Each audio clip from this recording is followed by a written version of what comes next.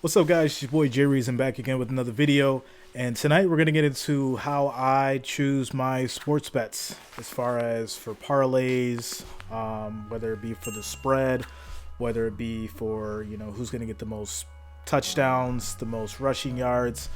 There's tons of different ways that you can do this, but this is the way that I do it, and I'll say that I've been moderately successful. Obviously, this is gambling. I do want to drop the disclaimer, by watching this video. I am not responsible for you making any kind of bets. You lose any kind of money, always bet at your own risk and know your limits. Make sure you know your limits. Don't gamble money that you don't have.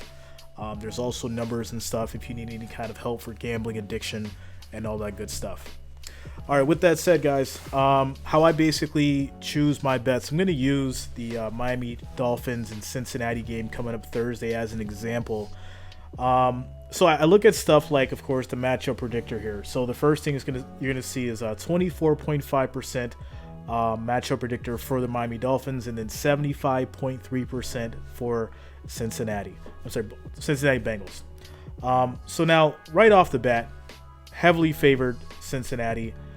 So that's going to let me know without even looking at it that, whatever the points are, whatever the spread is, Cincinnati's probably going to be favored by something close to a touchdown, most likely, as far as points go. But also what I do look at is I look at the passing yards. So if I want to do like a parlay in regards to, who's going to have the most passing yards over, for their over and under, or who's going to have the most rushing yards. So I'm going to look at Tua Tagovailoa. How he's got 925 yards, 8 touchdowns, 2 interceptions. Joe Burrow, he's got 812 yards, 6 touchdowns, 4 interceptions. Edmonds and Mixon, their rushing yards, 79 rushing yards, 2 touchdowns. Mixon, 163 yards rushing. And of course, Waddle and Chase, 342 receiving yards, 3 touchdowns for Waddle, and then Jamar Chase with 212 yards receiving and 2 touchdowns. Now, as far as another big thing you can look at too is obviously the injury report. You can look at, who's in, who's out. These are all things that are going to basically play a big factor as far as, who's going to win or who potentially is going to win the game. These are all things that you want to include in the equation when you're coming up with your bet or picking, who you want to win as regards to your bet and your money. So figuring out, who's injured, and then obviously, what role they play in their position and how beneficial they are to the team in this game. As far as the pick center here, it's got a spread of 4 favorites for Cincinnati, minus 205 on the money line. Over and under is 47, and a plus 170 in the money line for Miami. Now, this may be different. I'm going to pull up Draftkings in a second here, but this may be different. But I'm just showing this to you guys right now as an example. But here's going to be the big thing, too, that I look at when it comes to these parlays and looking at who's going to have the most yardage and rushing and passing and things like that. So if you look at the points per game, you're going to see that Miami's getting 27 or averaging 27. The Bengals are averaging 21. Points allowed per game, Miami's allowing 21 points. The Bengals are allowing 18. So when you're looking at the spread and things like that, these are going to be two very important things to look at points-wise when you're looking at the spread and you're doing a parlay based on points. The next thing, if you're using player picks as far as who's going to rush for this many yards or who's going to pass for this many yards, you want to look at the average passing yards for the season. So you're looking at 308 yards for Miami passing, 270 yards passing for the Bengals, rushing 64, 97 for the Bengals. As far as yards allowed, Miami's allowing 310 yards passing. The Bengals are only allowing 238. So I'm going to keep that in the back of my mind when I go over to make my parlay as far as for my passing and who's going to have the over and under on those decisions. Same thing for the rushing. 116 yards for the rushing. Miami's allowing 116 yards. And then the Bengals are only allowing 86.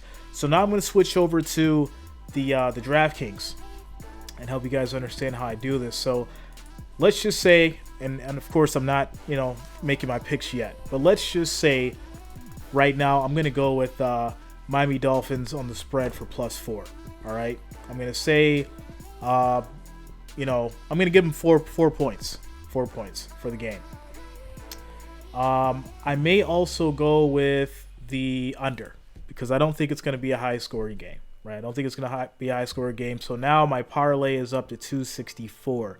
If I would have just chose the +4, it'd be -110. But this is how you can build your parlay and make a ton of money. So now, Joe Mixon, and this is going to be for your anytime touchdown scorer. So if any one of these players score a touchdown at any point of the game, that means you win on this specific bet. So I'm just right now going to choose Joe Mixon, right? Joe Mixon for this, and it's going to add to my parlay here. Now, sometimes you can't add different things unless it's included in the single game parlay. And as you see right here, it says, sorry, unfortunately, your picks cannot be parlayed. Are you trying to place the same game parlay?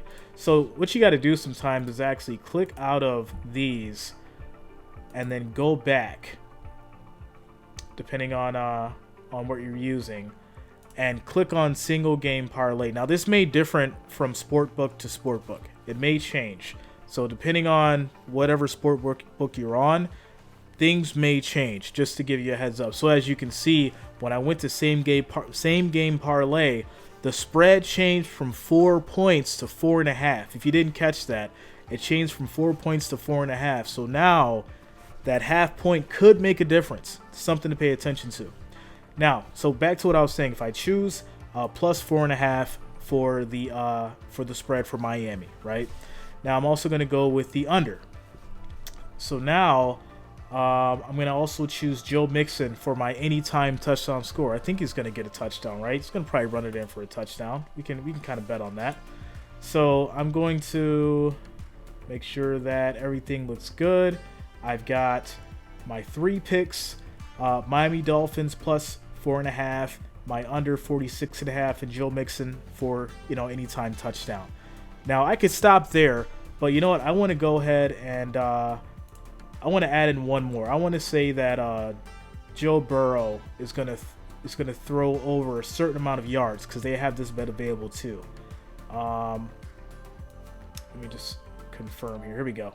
So the Joe Burrow alternate passing yards. So I'm thinking that he's going to pass for over 230, considering on the stats that we just seen earlier, right? So I'm going to click on that 230. It's going to add to my bet slip, and you're going to see those odds go up to 1,200, right? Now let's say simply I want to bet $100. I'm going to put that in, and you're going to see the payout jump to 1,300 on this specific bet.